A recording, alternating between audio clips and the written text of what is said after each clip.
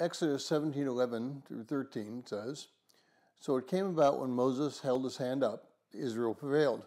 When he left his hand down, Amalek prevailed. But Moses' hands were heavy, and they took a stone and put it under him, and he sat on it. And then Aaron and Hur supported his hands, one on one side and one on the other. Thus his hands were steady until the sun set. And so Joshua overwhelmed Amalek and his people with the edge of the sword."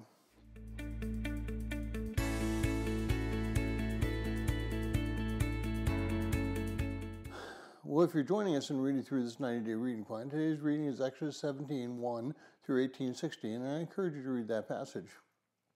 Now, I've always been intrigued with the story, not because it afforded a victory for the Israelites over Amalek, but rather it showed that even the greatest of leaders requires help in their tasks. And if it's true for even them, then it certainly is true for us. God gave the Israelites victory over Amalek.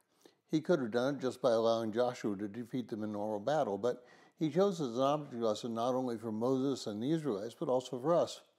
We cannot fight our battles alone. We must not only have God's help, but we also need to have the help of those around us. We tend to think more highly of ourselves than we might. We think we are capable, and we think that we have all the skills and ability to get through that particular situation. The problem is that we may not have all the skills and abilities to get through that problem. At the very least, we need to rely on God, and in addition to that, for our own spiritual walk and for the walk of those around us, we need to bring them in as helpers. Our battles are not singular. Our battles involve others. Our walk with Christ should be a community-based walk. Even those who feel that they should be hermits or monks spend time with others.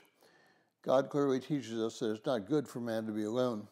In Genesis, it obviously is in the sense of having a partner, but in Hebrews 10:25, it teaches us that we're to come together in not only worship, but also in our walk with Christ. We need to be lifted up by others.